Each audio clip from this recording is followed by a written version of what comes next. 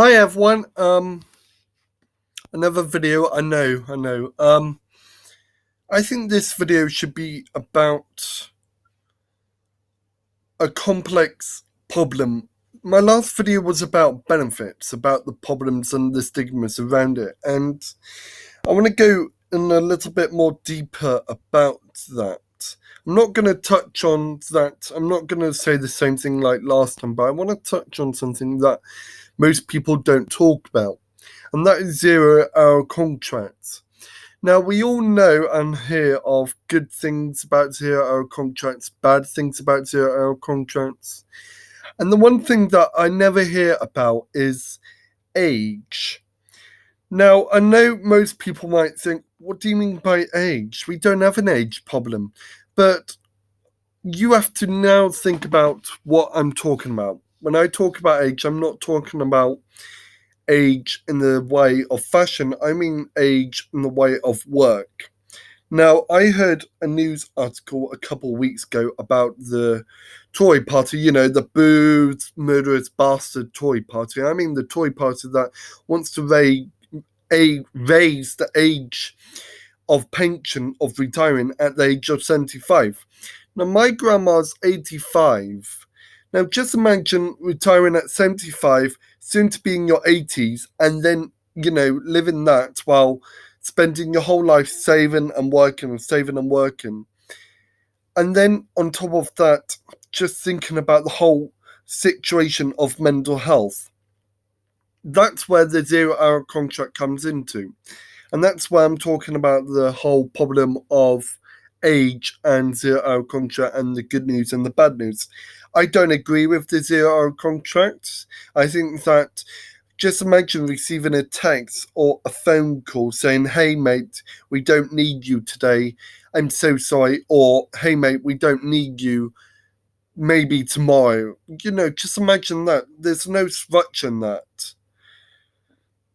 And that's happening of today's world is that when you receive a text or phone call, when you receive a text or phone call saying that we don't need you today, that upsets me. And that goes on to the age situation. When you spent your whole life, young, old, or nearly most of your life on working, that question of, am I working to live my life or am I working to make someone else a couple more pounds in their pocket? Now, I've got no problem with bosses or unions by any means, but when it comes down to just living for working, I find that is a very toxic life. And I think the 0 hour contract is really based on that, is that I'm living to work. And that's a sad situation. I'm thinking about all those people who do go to food banks, and yeah, there is always going to be someone who uses something really bad. But the downside is when somebody uses something bad, it seems like the bad gets heard more than the good. And that's sad, is that there will always be people who use something that they're not meant to use. And that goes with the welfare state, the food banks, the NHS, the Parliament. Oh God, Parliament, most definitely. But when it comes down to it, I think, or tax avoidance, that's another big one. I find that really sad, is that when we look at the 0 hour contracts, we're not looking at it as a bad thing. We're not looking at it as a good thing, because we don't get the bad brunt of it. And the downside is that the 0 hour contract, there's more bad than good. And I think that's really bad. When it comes down into age, imagine if you're 65 or in your 50s, and shops don't hire certain age people because they want to hire young, good-looking people. And that's the downside with most companies today. They want to bring in the money, bring in the profits and all that. And when they see someone old, they think of slow, they think of unattractive, they think of unable, they think of hard to learn, they think of just time consuming. And that's the downside with a 0 hour contract. Is that it's time consuming. It's just in Britain we are obsessed obsessed with money. We're not obsessed with feelings. We're not obsessed with structure. We're not obsessed with with what kindness is. And that's the downside of it. I'm 23 years old, and I find that people at my age have to make very strange ideas and structures to just try to survive, just try to wake up the next day and try to figure out, what am I doing today? Most of us have stable jobs. Most of us don't have stable jobs. Most of us are scared of receiving letters saying, we are convicting you.